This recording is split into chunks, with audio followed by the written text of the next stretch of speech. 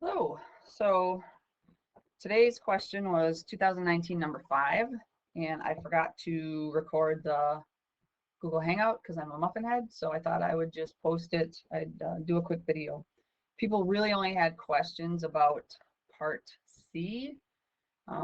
Just to recap, part A was your partial fractions one, so it's understanding that when you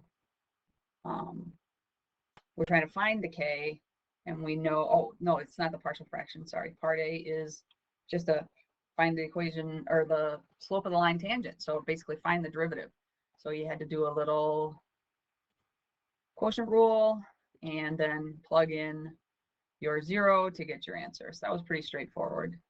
Part B was the partial fraction. So you're plugging in the -8 and then you're factoring the bottom and realizing that 1 over x squared minus 2x, or 1 over x minus 4x plus 2 can be factored this way or written this way.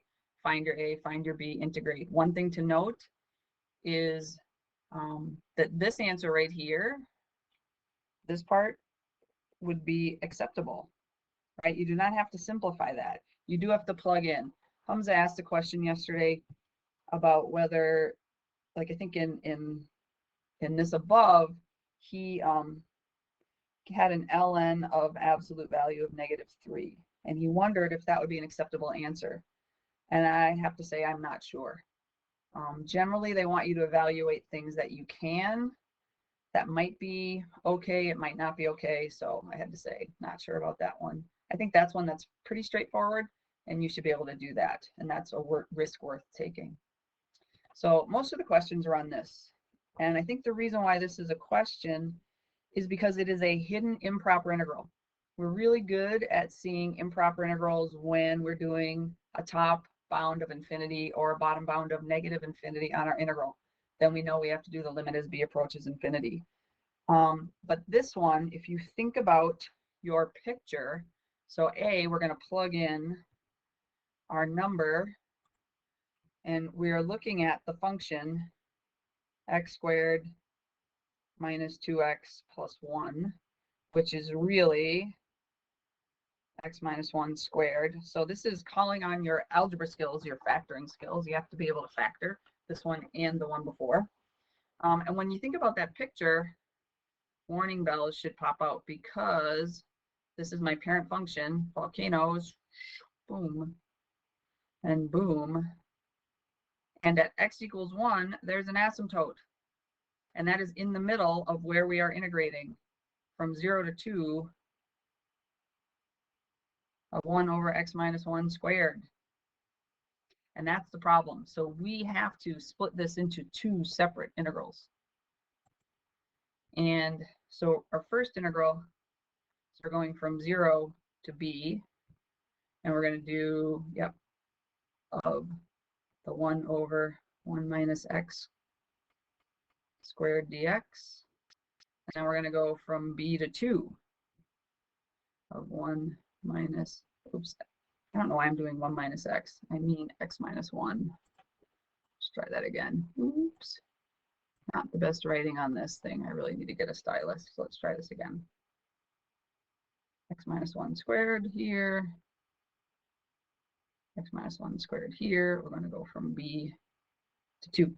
Now you could put your limit notation right in here, or you can wait to integrate and do your limit, but you need to have the limit notation somewhere. And on this first one, we're going from 0 to b. We're going to do the limit as b approaches 1 from the left. And 1 over x minus 1 squared, you can do dov sub, or you can think about it as x minus 1 to the -2. So we go up 1 power, and we're going to multiply by the reciprocal of that, and we'd have x minus 1 to the -1, which is the same as this. And we're going to go from 0 to b. Plus, blah, blah, blah. We can do the same thing for that other part. But really, I think this is one of those ones where you only have to do a piece of it. And so we get the limit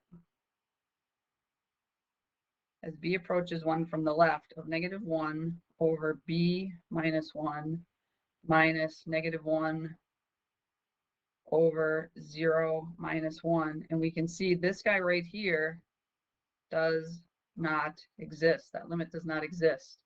And then we can say therefore, since one piece of it doesn't converge, one part diverges, therefore the whole thing diverges.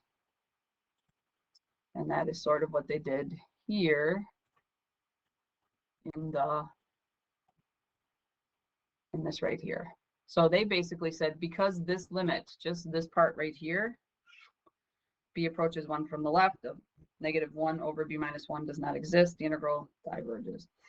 So I think you can get 1 point for having that correct antiderivative of -1 over x minus 1. But the other 2 are really about that limit notation. I don't know if the improper integral means that you knew to split it. That might be enough to get that point. I'm not sure. But that's what I know about 2019, number 5. So constant vigilance. Matt I. Moody says constant vigilance for those improper integrals. The one when we have an integral, right? If we have an integral that goes from 0 to infinity of f of x, you're going to see that one as an improper integral, but you got to look for the ones in the middle. Think about domain of the function. Anytime you're dividing by x, any x that makes your bottom 0, that's going to be a problem because that's going to be a discontinuity, and that might make your integral not exist and diverge.